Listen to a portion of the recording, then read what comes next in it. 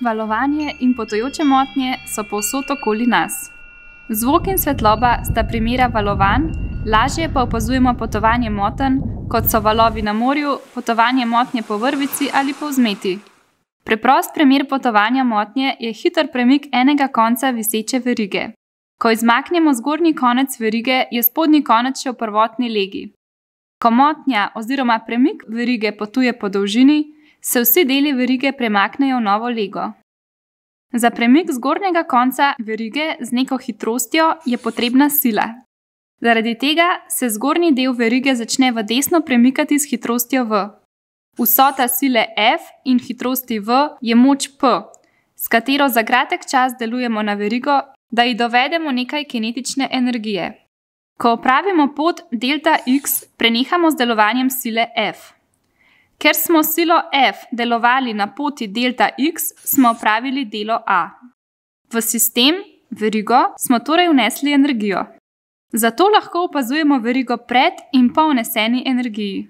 Imamo dve ravnovesni stanji, po spremembi in pred spremembo.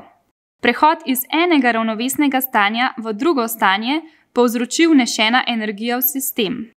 Prehajanja med ravnovesnima legama se opravi na delu verige, ki ima hitrost v. Opišemo jo lahko kot potujoča motnja. Celotna pot v smeri X, ki jo opravi vsak element verige v motnji, je enaka poti, s katero delujemo na sistem. Vsak element verige v potujoči motnji ima hitrost v smeri X, ki je enaka hitrosti v, s katero smo vzbudili motnjo. Vsak element verige v potujoči motnji nima nobene hitrosti v smeri Y. Potujoča motnja ima torej maso m, njeni elementi pa se gibljejo s hitrostjo v. Potujoča motnja ima torej kinetično energijo zaradi vnešenega dela v X smeri, kljub temu, da potuje po sistemu v smeri Y. Imamo torej dve hitrosti. Hitrost, s katero vzbudimo motnjo, v, in hitrost širjenja motnje po sistemu, c. Predstavljamo si lahko paket energije, ki potuje po sistemu. Energijo paketa lahko vrednotimo s kinetično energijo ali pa z gibalno količino. Hitrost potovanja motnje je odvisna samo od lastnosti medija, verige, in ne od načina vzbujanja, torej od hitrosti, s katero vzbudimo verigo. To velja, dokler je hitrost vzbujanja počasnejša od hitrosti potovanja motnje. Potujočo motnjo si lahko predstavljamo kot paket energije, ki vsebuje kinetično energijo v kinetična oziroma gibalno količino G, ki izvirata iz hitrosti delcev verige v smeri X. Potujoča motnja pripotuje do konca verige, kjer je z vijakom pritrjena tako, da se konec verige ne more premakniti. Iz tega sledi, da je na mestu pritrditve delta X enaka nič.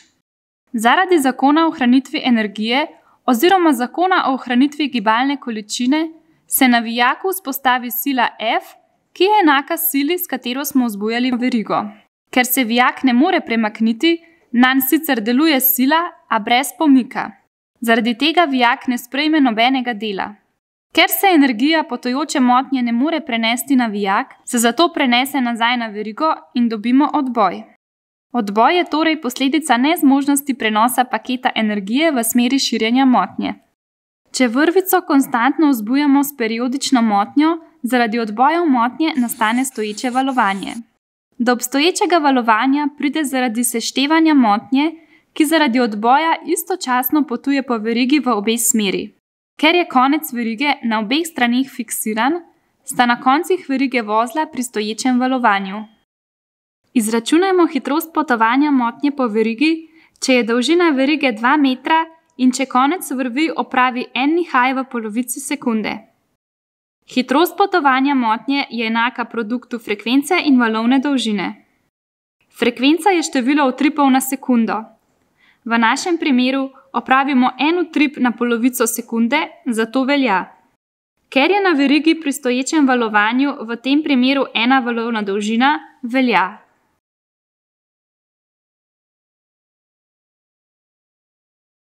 Pri raziskavah na fakulteti za strojništvo ima nihanje pomembno vlogo. Teorijo nihanja uporabljamo predvsem na področju akustike in pri preučevanju zvoka, kjer nam omogoča razvoj najnaprednejše merilne opreme.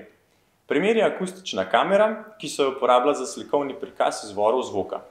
Z njo lahko odkrivamo pokvarjene ali pa slabo delujoče dele strojev in naprav, kot je na primer pri avtomobilu. Omogoča nam boljše razumevanje, kako in kje zvok nastane, kar nam pomaga pri razvoju tišjih ventilatorjev, črpalk in kompresorjev. Akustična kamera pa se uporablja tudi pri spremljanju hrupa v okolju in nam pomaga pri njegovem zmanjševanju.